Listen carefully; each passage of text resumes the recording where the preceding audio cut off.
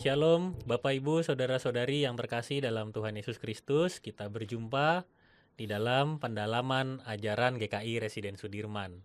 Memasuki tahun yang baru 2026, Bapak Ibu, Saudara-saudari, selamat tahun baru untuk kita semua. Dan ini jadi bagian yang penting juga nih untuk kita dibekali memulai tahun yang baru oleh Pendeta Rahmat. Cie. Selamat tahun baru, Pak. Selamat tahun baru, Kak Riki. Ya. Sudah ada rencana-rencana 2026 ini Kak, Pak? Pastinya sudah Wah. dong. Tapi justru karena banyak rencana itu jadi makin khawatir juga ya. Ya, sebelum kita mulai mempercakapkan tentang mengatasi kekhawatiran ala 2026 ya.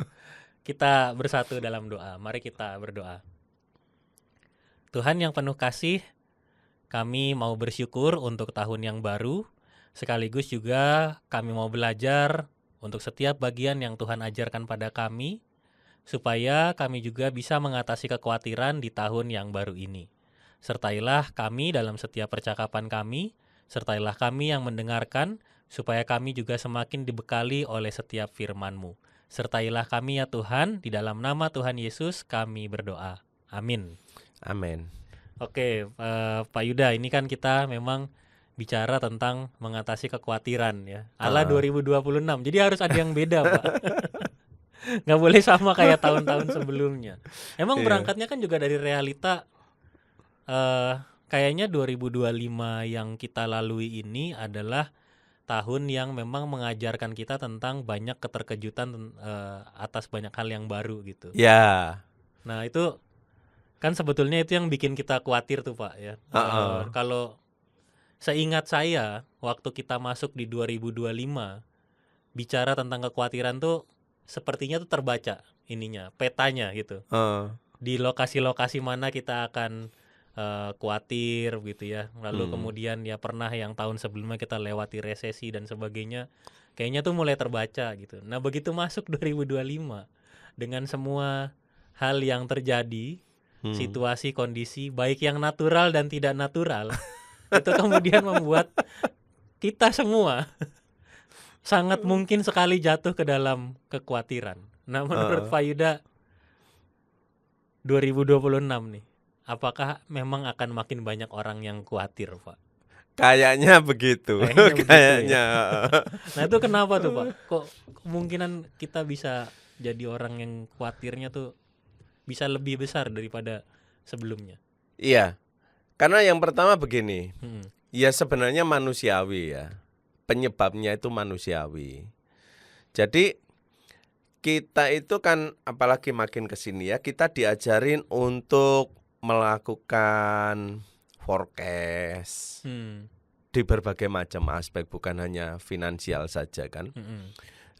Akhirnya berbagai macam prediksi segala macam itu kan membuat kita itu akhirnya oh iya kita harus merencanakan loh hidup itu.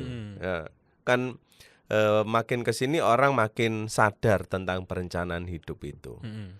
Nah, justru itu yang menjadi sumber kekhawatiran. Di satu sisi kita membuat planning. Nah, ketika kita membuat planning itu kan sebenarnya harapannya segala sesuatu itu under control. Di dalam kontrol kita. Oh, ini sudah terprediksi. Sudah terprediksi. Nah, justru di pengalaman tahun 25 kemarin kita melihat ada banyak hal yang unpredictable gitu. Nah, sehingga rencana-rencana ini juga menjadi ancaman dalam arti ya nanti ada yang sudah skeptis, ngapain lah hidup buat rencana-rencana ujung-ujungnya berantakan begitu. Nah itu jadi sebenarnya medan pertempuran kekhawatiran itu pada area kita itu berjuang untuk pegang kendali gitu. Nah salah satu wujud yang nyata adalah ketika kita membuat rencana, di satu sisi seakan-akan dengan rencana itu akan mengurangi kekhawatiran kita. Oh oke, aku sudah invest untuk ini gitu ya. Untuk persiapan meritku, untuk persiapan nanti kalau ada Tuhan karuniakan baby. Ini nanti aku akan pindah pekerjaan segala macam. Itu kayaknya sudah kita bisa atur seakan-akan sudah bikin tenang. Tapi kan enggak gitu juga kenyataannya. Karena ada banyak hal yang tidak terduga itu. Jadi memang ancaman-ancaman itu bisa muncul dari banyak aspek juga ya. Artinya bukan berarti ketika kita punya rencana tuh otomatis menghilangkan kekhawatiran kita gitu ya. Iya. Karena ketika kita membuat rencana dan kemudian kita melihat ancaman-ancaman yang ada, di satu sisi memang kita bisa melakukan mapping, pemetaan, ancaman yang ini kemungkinannya seperti ini. Mungkin kita juga kita breakdown gitu ya, membuat prioritasnya yang kemungkinan besar terjadi yang ini gitu. Tapi di sisi lain hal-hal seperti itu membuat kita tidak fokus jadinya. Ancaman kita itu tidak fokus. Ancaman itu membuat kita tidak fokus gitu. Nah itu jadi di satu sisi kita pengen pegang kendali, di sisi lain ya kita punya keterbatasan, tidak bisa mengendalikan segala sesuatunya. Nah padahal ketika banyak aspek seperti itu, fokus kita jadi berantakan. Kita kayak gitu, main jungle gitu. Coba muternya sini, yang sininya waduh bagaimana ini, jadi panik kayak gitu. Itu yang membuat kekhawatiran sih. Menurut saya sih seperti itu. Kan kalau di postingan-postingan ini apa ya? Postingan-postingan ala-ala Gen Z gitu kan. Intinya kan kayak kalau kita udah ketemu sama persoalan-persoalan kehidupan, khawatir tentang ini, udah ambil keputusan tapi nggak yakin ini akan berjalan dengan baik dan benar gitu. Itu katanya welcome to hidup yang dewasa kayak gitu, Pak. Kenapa jangan-jangan memang hidup ini bukan juga soal ini ya, bukan soal apa yang mau saya lakukan, apa yang mau saya ambil. Tapi kalau udah ini pasti entar begini. Tapi kan juga hidup banyak ketidakpastiannya. Iya, ya harus diakui ya. Di satu sisi saya juga setuju sih dengan quote yang berseliweran itu. Memang maksudnya setuju dalam arti begini ya. Ya itulah realita hidup gitu. Hidup itu bukan matematis kan. Ya. Kita planning begini, pasti begini. Kita rencana begini, pasti begini gitu. Walaupun memang di beberapa aspek ada rumusnya. Ada rumusnya. Kayak misalnya merencanakan ya keuangan kan ada rumusnya. Terus ya merencanakan untuk yang hari ke depan itu kan juga macam-macam. Iya, gitu. Cuman ya itu kadang dengan rumus yang ada pun kita kebobolan. Karena ini kok ada pengeluaran yang tak terduga. Harus ada banyak insiden. Kan padahal kita sudah mengalokasikan. Kalau ngomongin finansial kan kita sudah mengalokasikan sekian persen ini untuk biaya tak terduga gitu ya kira-kira. Tapi cover budget ya. Yang tidak kita duga lebih besar dari yang kita duga. Itu. Jatuh cinta lebih tidak menakutkan daripada jatuh tempo. Orang-orang sekarang gitu bilangnya. Iya. Pak, kalau gini berarti apakah memang hidup dalam ketidakpastian tentang ekonomi, sosial, bahkan juga dinamika lewat iman kita itu terjadinya itu baru-baru sekarang atau memang dari dulu di Alkitab tuh juga memang juga mengalami yang sama? Wah sih di Alkitab juga ada. Juga jadi sebenarnya ini persoalan bukan persoalannya Gen Z sebenarnya. Ini persoalan sejak kalau orang Jawa Barat ngomong sejak zaman Baheula. Zaman Baheula. Jadi ada orang yang sempat menghitung katanya. Saya belum membuktikan ya. Tapi ada orang yang sempat menghitung bahwa kata khawatir, ayat-ayat yang penghiburan tentang kekhawatiran di dalam Alkitab ada 366. Wow. Jadi satu hari sesuai jumlah hari sesuai tahun kabisat ya. Jadi seakan-akan seperti itu. Oke. Tapi kan contohnya ya yang sangat terkenal di dalam Mazmur kemudian dikutip di dalam 1 Petrus ya, surat Petrus 1 Petrus pasal 5 ayat 7 ya. 1 Petrus pasal 5 ayat 7. Ya, itu berbicara tentang kekhawatiran kan ya. Iya, serahkanlah segala kekhawatiranmu kepadanya sebab ia memelihara kamu. Iya. Artinya kan berarti Petrus juga melihat bahwa pada waktu itu orang-orang Kristen juga mengalami kekhawatiran gitu. Dan memang kalau kita memperhatikan konteks budaya ya, sosial budaya pada waktu itu ya memang realitanya memang ada banyak hal yang mengkhawatirkan. Orang-orang Kristen mengalami penganiayaan gitu. Nah, itu nah, semakin kita menghadapi ancaman-ancaman seperti itu kan kita memang sifatnya pengennya aman gitu, maka kita berusaha untuk mengendalikan itu. Dan itu yang membuat kita jadi khawatir. Oke. Kalau bisa didetailkan lagi Pak, kira-kira kan supaya kita bisa ngelihat nih korelasinya sama kehidupan kita sekarang. Kalau waktu di 1 Petrus itu jemaat tuh hidupnya kayak apa Pak? Iya, itu kayaknya harus lihat 1 Petrus pasal 1 dulu kayaknya. 1 Petrus 1 ayat 1, 2 gitu mungkin. Saya bacakan ya. Oke. 1 Petrus 1 ayat 1-2. Dari Petrus, Rasul Yesus Kristus, kepada orang-orang pendatang yang tersebar di Pontus, Galatia, Kapadokia, Asia Kecil, dan Bitinia, yaitu mereka yang terpilih sesuai dengan rencana Allah Bapa kita dan dikuduskan oleh Roh supaya taat kepada Yesus Kristus dan menerima percikan darahnya. Kiranya anugerah dan damai sejahtera makin melimpah atas kamu. Iya. Nah, kalau kita memperhatikan ayat itu kan sebenarnya seakan-akan ada paradoks gitu ya. Bukan satu kontradiksi, tapi ada satu paradoks. Dari satu sisi ini orang-orang yang diajak ngomong yang disurati Petrus ini dikatakan sebagai orang-orang pilihan Allah, orang-orang yang mendapatkan kasih karunia begitu. Tapi kalau memperhatikan ayat 1-nya, itu kan mereka orang-orang yang tersebar, kaum sporadis gitu. Orang-orang yang tersebar ke berbagai macam daerah, dan daerah-daerah itu adalah daerah kekuasaan Romawi. Nah, ketika berada di dalam daerah kekuasaan Romawi, orang-orang Kristen itu orang-orang yang mengalami ancaman. Ya. Kenapa?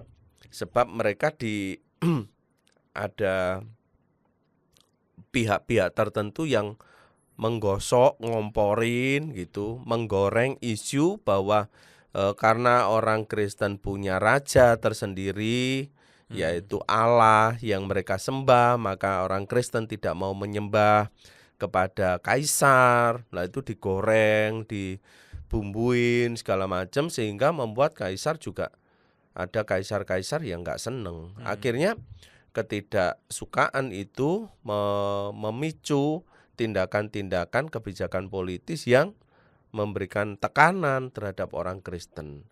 Orang Kristen dikejar dan sebagainya pada zaman itu tahun 60-an segala macam itu.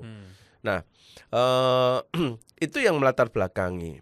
Dan di dalam kondisi seperti itu secara sosial orang juga lebih sulit nih ya.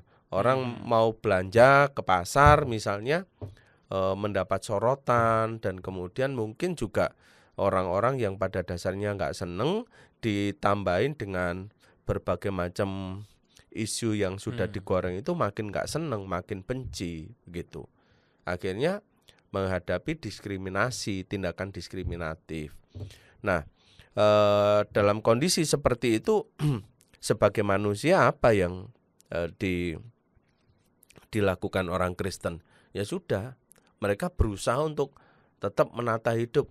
Kebayangkan makanan segini, wah ini cukup enggak ini? Ini harus ditata sedemikian rupa. Belum lagi kalau tiba-tiba ada penggerbekan, mereka harus lari.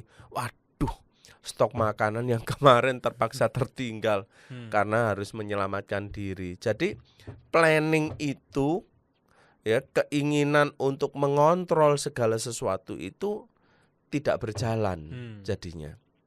Nah, itu kan terjadinya di zaman Rasul Petrus tahun 60-an, 70-an begitu. Nah, tetapi di dalam situasi sekarang kan itu juga terjadi. Iya. Seperti tadi kita sempat spill sedikit kan itu. Pergumulan juga sama gitu.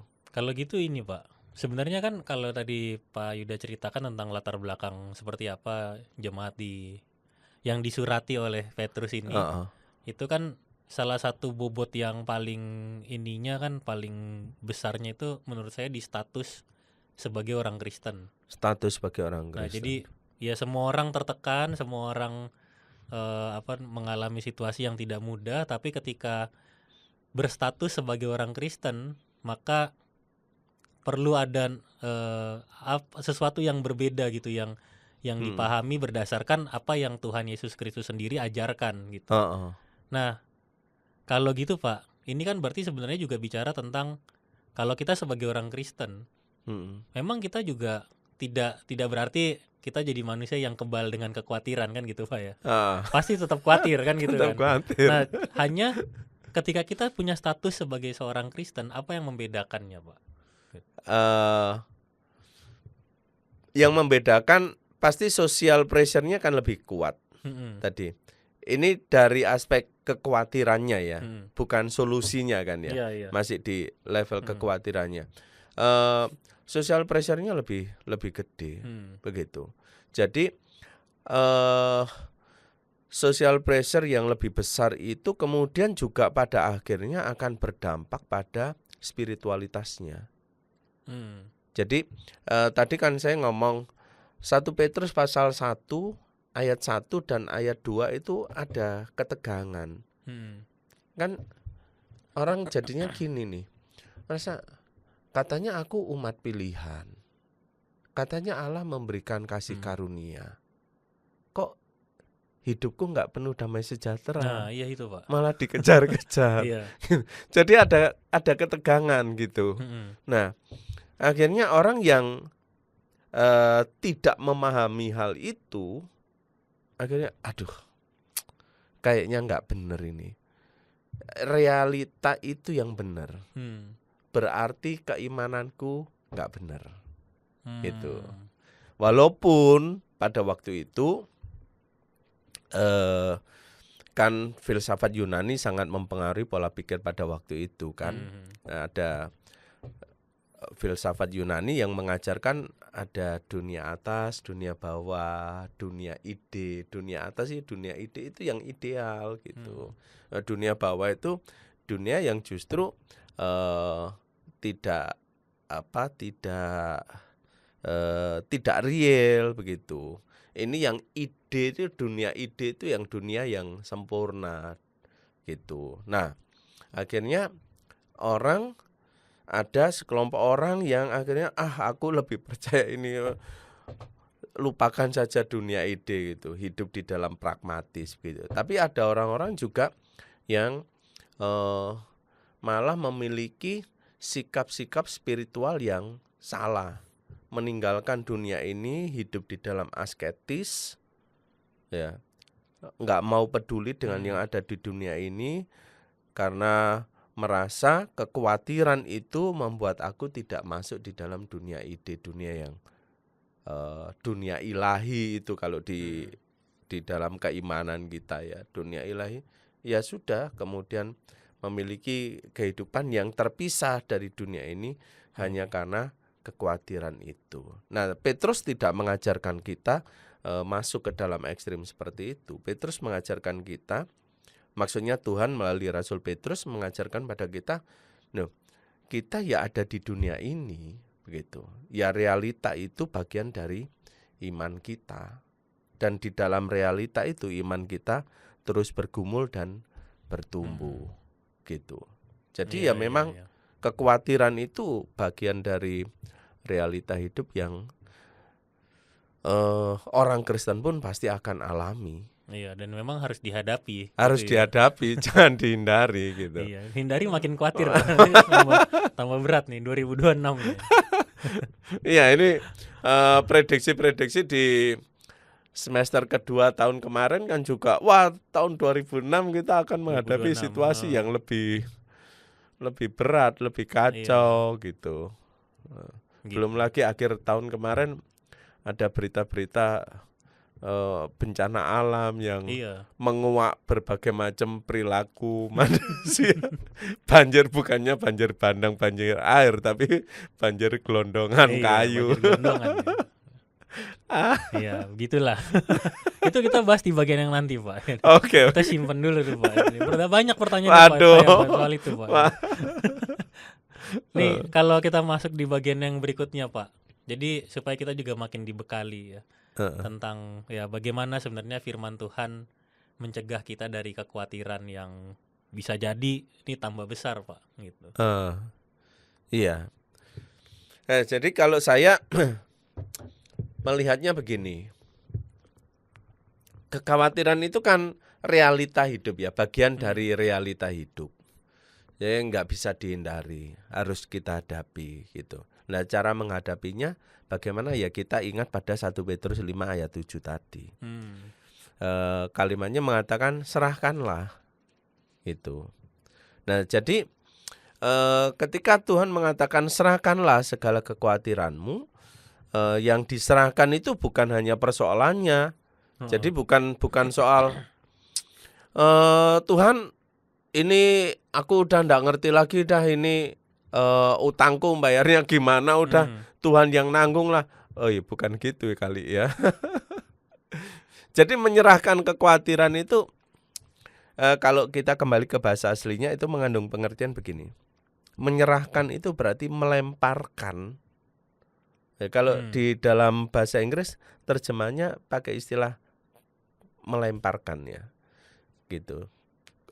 Bukan menyerahkan begini, tetapi melemparkan. Melemparkannya itu melemparkan ke pundak atau bahu orang yang lebih kuat. Gitu. Jadi makanya ayat 7 itu mengatakan serahkanlah segala kekhawatiranmu kepada Tuhan. Kenapa kok kepada Tuhan? Kok bukan kepada pasangan? Kok bukan pada orang tua atau pimpinan kita? Bukan. Kepada Tuhan, karena Tuhanlah yang memelihara hidupmu. Artinya ketika Tuhan yang memelihara, berarti Tuhan yang pegang kendali kehidupan kita. Dengan demikian ketika kita menyerahkan kekhawatiran kita, bukan sekedar datang pada Tuhan dan ngomong, Tuhan ini aku menghadapi masalah. Bukan sekedar itu. Tapi Tuhan peganglah kendali di dalam hidupku itu. Nah, menyerahkan kekhawatiran itu harusnya itu. Jadi menyerahkan kendali atas hidup. Nah, dengan demikian konkretnya bagaimana menyerahkan kendali atas hidup? Konkretnya adalah kita melakukan apa yang Tuhan inginkan. Rambu-rambunya, Tuhan mengendalikan hidup kita itu dengan kasih rambu-rambu. Ini ada pertigaan tapi kamu jangan belok kanan ya, kamu harus belok kiri nih. Ya ikuti rambu-rambu itu, gitu. Ini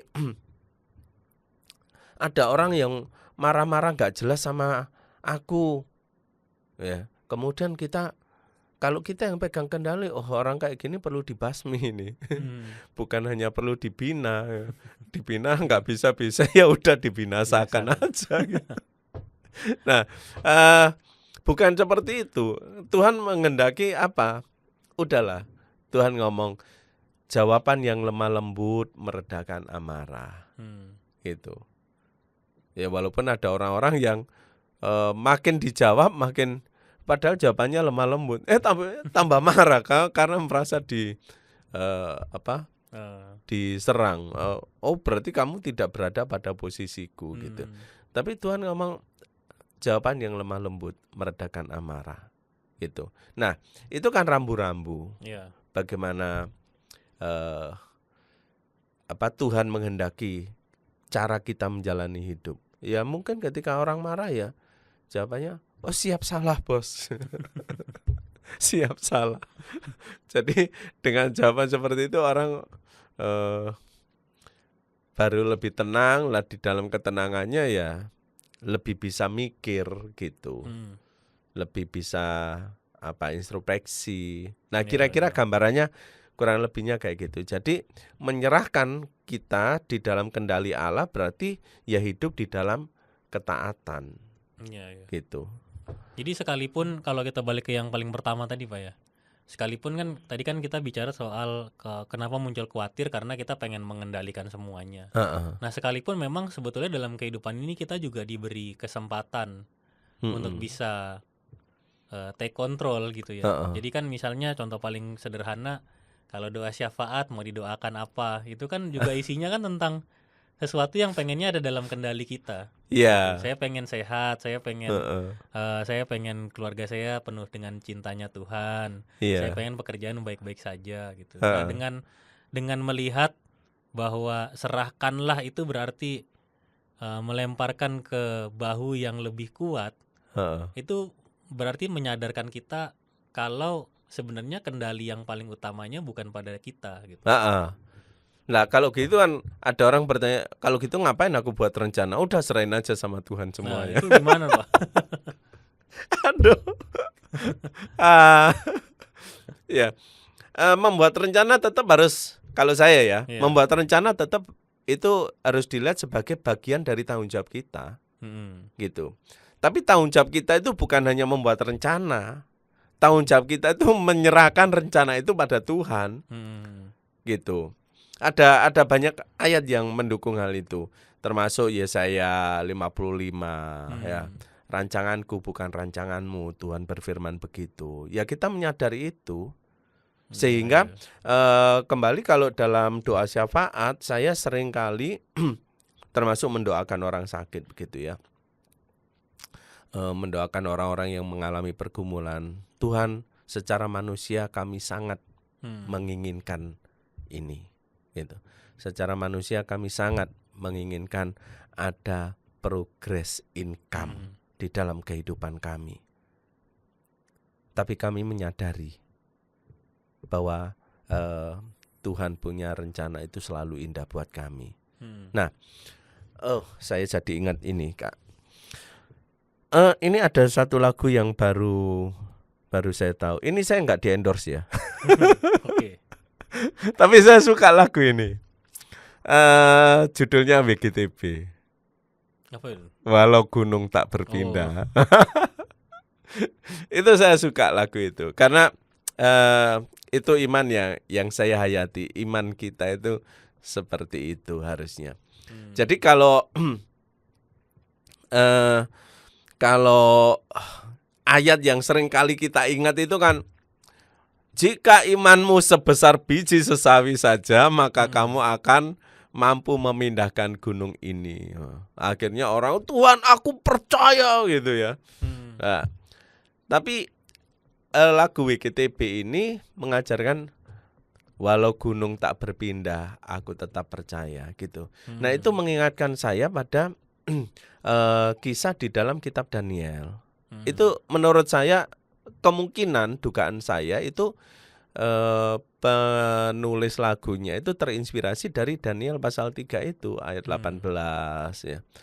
Kalau mau tahu konkretnya ya dibaca mulai ayat 1 ya. Tapi pada waktu itu kan Sadrak, Mesak, Abednego ditangkap pada Nebukadnezar karena tidak mau menyembah patung yang didirikan oleh Nebukadnezar itu.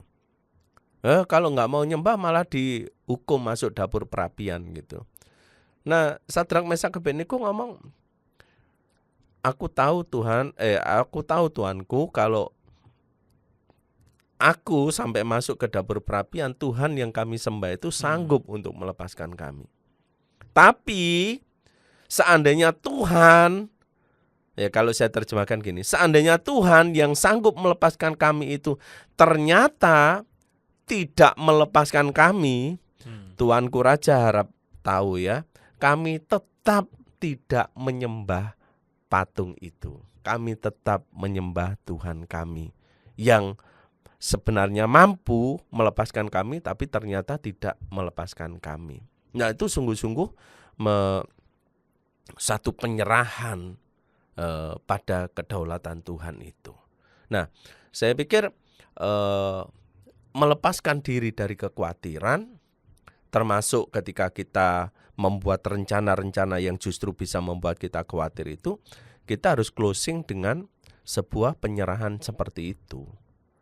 Gitu kira-kira. Ini saya ngomongnya kepanjangan, nggak membingungkan ya? Enggak, aman, masih Aman bisa ya? dipahami. Iya. Jadi Kadang, kan memang persoalannya kan nggak akan pindah, tapi iya, kita perlu kekuatan untuk menghadapi itu. betul. Jadi mengatur mengatur rencana juga termasuk berusaha untuk mengendalikan itu bukan dengan keinginan kita. Bukan dengan keinginan Ya. kita.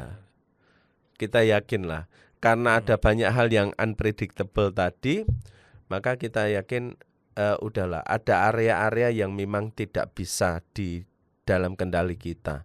Yang di dalam kendali kita, yang bisa kita kendalikan ya kita kendalikan dengan hikmat dari Tuhan.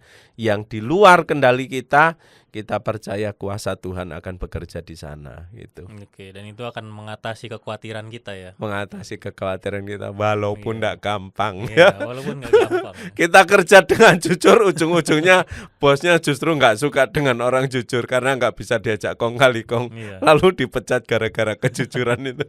Aduh, ya kalau sudah seperti itu, saya ada pemain bola loh yang Apa itu? Yang diresut. enggak. Kira yang diresut. Bapak tiba-tiba pemain bola. Iya, soalnya Kak Riki kan suka bola ya. Saya jadi ingat ada pemain bola pro, pemain bola pro. Futsal kalau nggak salah ya dia pemain futsal. Dia dipanggil sama pimpinan, sama bosnya, supaya timnya ini dipanggil supaya timnya ini bisa menang. Ya tujuannya kan gitu kan, udah. Nah, katanya satu kali dalam pertandingan bosnya ini ngomong main judi bosnya, main taruhan. Nah, main taruhan bosnya ngomong, tolong diingat ya saya main bawah gitu. Main bawah itu berarti tim ini akan kalah gitu. Iya. Wah, bagaimana? Bingung ya. Akhirnya celakanya si pemain bola ini ngomong, ini musuhnya nggak terlalu kuat ini. Klasemennya itu bukan klasemen yang bagus dia. Nah gimana? Ya akhirnya menang, bosnya marah. Ya, bosnya marah gimana? Ini siap-siap dipecat nih. Waktu dimarahin ya, akhirnya ngomong lah, saya datang itu kan saya diundang, diajak join, itu kan memang untuk menang. Ya saya berusaha memenuhi visi yang pertama itu. Ya selebihnya udah terserah bos mau gimana, silakan. Nah itu cilaka ya. Iya. Kita kerja jujur, berusaha kerja sebaik mungkin, tapi justru gara-gara itu kita dipecat karena kita nggak bisa diajak kong kali kong gitu. Nah itu di luar kontrol kita udah. Dan itu kalau misalnya hal yang serupa terjadi dalam keseharian kita, ya berarti belajar untuk percaya bahwa Tuhan selalu punya rencana. Begitu Tuhan izinkan, ya udah kembali pada apa yang dikatakan dalam kitab Wahyu. Kalau Tuhan sudah menutup pintu yang ini, berarti Tuhan sedang buka pintu yang lain. Ya kadang orang gini sih Pak, yang sering saya temukan ya, kalimat ini sering saya temukan. Ya mau gimana lagi? Nah itu Pak. Ini dalam konteks tahu mana yang benar, tapi nggak bisa dilakukan. Gitu. Jadi ya mau gimana lagi? Gitu. Dalam banyak hal, pekerjaan, bahkan termasuk pelayanan. Jadi orang ngomongnya itu kalimat ya mau gimana lagi gitu. Sehingga menurut saya pada akhirnya membentuk seseorang lama-lama jadi terbiasa dengan yang gimana laginya itu gitu. Lalu jadi apatis ya dalam jadi hidupnya. Kemudian dia berubah gitu, hidupnya jadi berubah. Padahal kita tahu bahwa sebenarnya dia ngerti mana yang benar gitu. Gitu. Iya. Kalah dengan power of system. Iya. Ya harus tunduk, sistemnya sudah seperti ini, kayak orang dipalak gitu ya jadinya.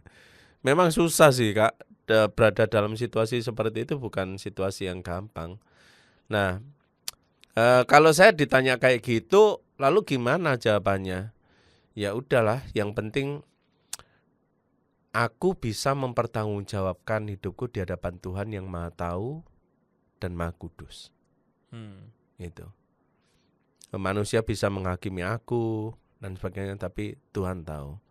Kalau aku melakukan itu karena kebenaran, aku tidak melakukan juga karena kebenaran. Tuhan lebih melihat itu.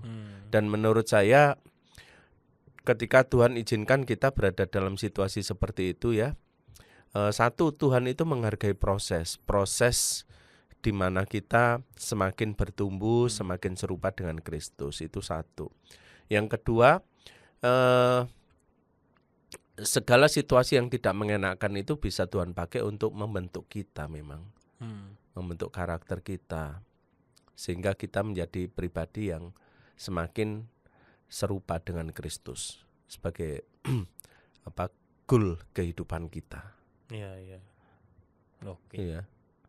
Pak, ini kan kalau kita ngomong kekhawatiran ya, ini kan bicara soal kekhawatiran itu pada akhirnya kadang bukan hanya soal internal kita. Maksudnya dengan semua yang tadi Pak Yuda sudah jelaskan pada kami, kami rasanya jadi kuat nih gitu. Tapi ketika menghadapi, contoh ya 2025, ini yang tadi kita tunda buat bahas nih. Itu semua kenyataan. Nih saya coba sebutkan ya beberapa. Beberapa Bapak Ibu saudara-saudari boleh nambahin nih kolom komentar ya. Kita mulai dari yang paling terkini ya. Jadi bencana. Gitu. Sebagian tidak mau mengatakan itu bencana alam, Pak.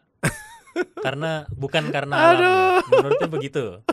Itu. Lalu kemudian berdampak pada terbukalah mata masyarakat tentang apa yang sebenarnya menjadi penyebab dari bencana alam itu. Karena ya tadi kan kita udah sama-sama sempat ngomong ya, kayunya kok lain nih gitu, bukan kayu yang ada akarnya, gitu. Ada nomornya kan gitu. Ada labelnya gitu. Terus yang kemarin sempat ada video juga yang beredar, ya masyarakat setempat ada yang memvideokan sambil marah-marah bahwa truknya tetap lewat, Pak. Jadi selesai 2 minggu itu, terus truknya lewat lagi ngangkut hasil kayu yang tidak hanyut ya. Nah, gitu. Nah, itu ya itu kan itu termasuk itu. Lalu kemudian orang dulu berpikir bahwa kalau pemerintah bikin kebijakan santai aja lah, nggak akan berdampak pada kita gitu. MBG itu udah menimbulkan korban banyak, Pak. Ini kan kita melepas anak pergi ke sekolah gitu. Ternyata syukur ketika anak kita sehat, tapi teman-temannya menjadi tidak sehat gitu, karena ya ada di wilayah lain yang juga mengatakan mestinya udah jadi peristiwa nasional gitu kan. Karena keracunannya hampir satu kota gitu. Itu kan bukan kesalahan satu paket berarti. Sesuatu yang terjadi itu bisa muncul. Yang baru-baru ini anak-anak lagi kumpul itu, terus kemudian mobil pembawa makanannya itu yang kemudian menerobos dan kemudian jawab dengan salah injak pedal gitu. Ya kok bisa injak pedalnya benar dari awal sampai depan sekolah, kok pas depan sekolah salah kan gitu. Nah, itu peristiwa-peristiwa itu, Pak. Ditambah lagi misalnya kalau tadi Pak Yuda singgung soal bola kan. Masyarakat kita kan butuh hiburan. Hiburannya sudah dipolitisasi gitu. Sehingga akhirnya kita berubah dari yang yakin lolos Piala Dunia, Pak. Jadi nggak dapat apa-apa. SEA Games hancur total sepak bola. Bisa nyungsep gitu ya. Jadi ini kan realitanya, Pak gitu. Realitanya sedemikian rupa. Soal finansial juga begitu gitu. Masyarakat yang punya keyakinan untuk taat membayar pajak atau iuran yang lain, lalu kemudian dengar berita juga soal korupsi dan sebagainya, kita bertanya sebagai masyarakat, duit kita tuh kemana gitu. Nah ini sebenarnya kan mengubah peta kekhawatiran gitu loh, Pak. Yang tadinya rasanya Oke lah kalau urusan-urusan begitu masih bisa dihandle pada waktunya gitu. Tapi sekarang kok rasanya dekat sekali. Ini udah nggak lagi ngomong soal, bagi saya ya Pak, udah nggak lagi ngomong soal welcome to hidup dewasa, tapi ini sampai anak-anak kecil loh Pak. Itu merasakan dampak yang tidak baik, dan itu bisa menimbulkan kekhawatiran kita memasuki tahun yang baru ini gitu. Nah sebenarnya apa yang bisa kita lakukan Pak ketika kekhawatiran itu muncul di awal tahun? Kan awal tahun biasanya kita perlunya semangat gitu kan. Nah, ini akhir tahun aja udah buat iya, apa resolusi ya. Iya. Nah ini supaya kita nggak mudah jatuh dalam kekhawatiran Pak. Walaupun memang mungkin kita nggak bisa ubah apa yang terjadi yang lalu ya, tapi supaya kita bisa tetap punya semangat. Iya. Sebenarnya kalau sudah mengarah ke sana sih, topiknya bukan soal kekhawatiran lagi Kak, tapi ini soal teodisi ya. Jadi ingat, itu kan juga yang disuarakan oleh seorang filsuf yang bernama Nietzsche kan. Dan kemudian mengatakan ya Tuhan itu sudah mati gitu. Kalau Tuhan hidup, kenapa ini semua terjadi gitu. Ya memang sebagian orang ngomong ya masih bersyukurlah di Indonesia tidak seperti di Nepal gitu. Ya tapi apa bedanya gitu, cuman beda di skala atau belum terekspos aja ya. Kalau itu sudah terekspos semuanya ya sangat mungkin kita bisa pejabat kita juga seperti yang di sana begitu. Ini bukan satu hal yang mudah sih Kak. Memang realita hidup ya kita hidup di dalam dunia yang jahat sih. Menurut saya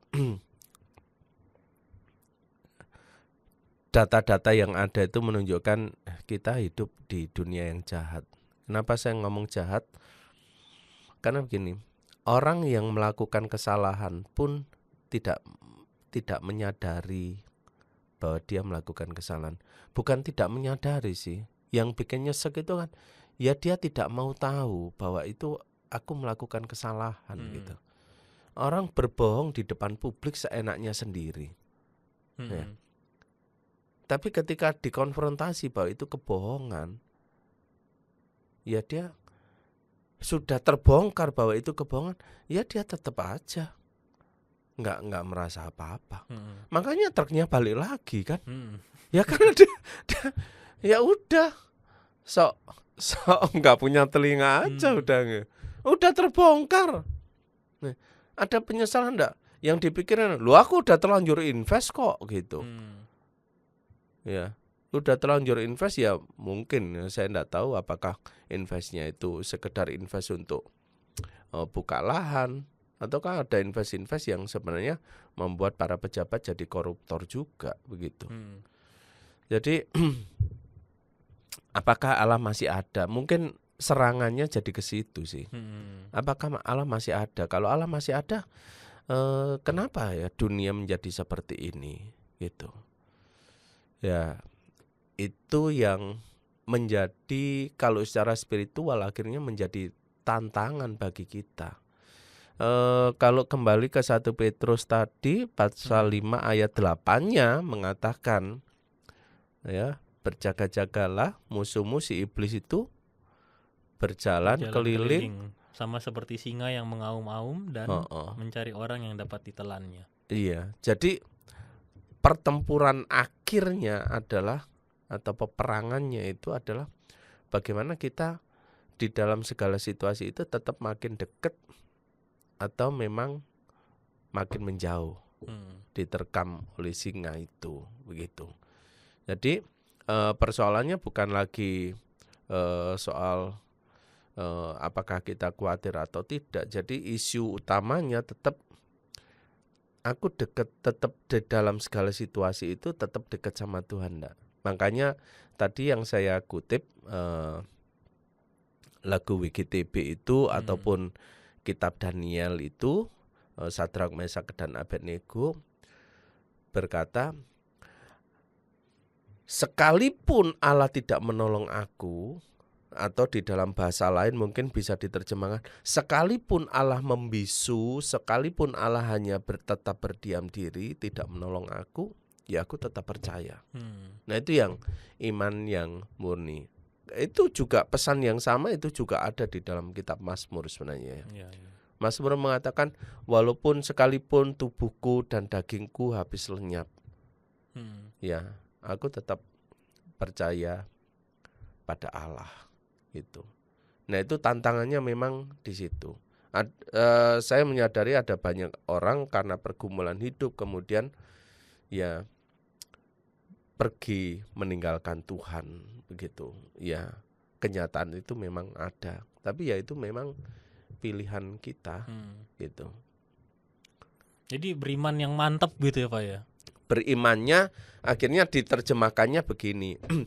Berimannya itu bukan pada pertolongan Tuhan, tapi pada pribadi Tuhan. Berimannya itu bukan pada Tuhan memberkati aku atau tidak. Kalau soal berkatnya ya berarti kalau Tuhan memberkati aku beriman. Kalau Tuhan tidak memberkati aku tidak beriman. Nah itu beriman pada berkatnya, bukan pada pribadinya. Jadi beriman yang seharusnya adalah beriman pada pribadinya. Ya sama dengan kalau ada orang ngomong aku sayang sama Kak Riki gitu. Tapi ketika Kak Riki punya sesuatu, ya orang itu makin sayang. Saat Kak Riki udah enggak punya sesuatu, abang ditendang. Nah itu kan berarti justru di dalam kondisi tidak punya sesuatu itulah kita bisa melihat orang itu memang sayang sama pribadi kita gitu loh. Nah itu yang mungkin gambaran sederhananya kayak gitu jadinya. Nah ini terakhir Pak, kapan tepatnya sebenarnya Tuhan tuh menolong kita mengatasi kekhawatiran? Kan Tuhan tolong tepatnya? Nih kan, Tuhan tolong. Nah ini tepatnya tuh kapan Pak sebenarnya?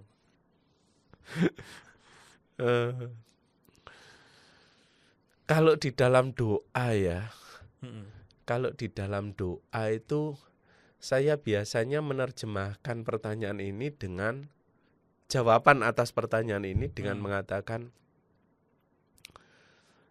kami yakin Engkau akan menjawab doa ini sesuai dengan kehendak dan rencanamu.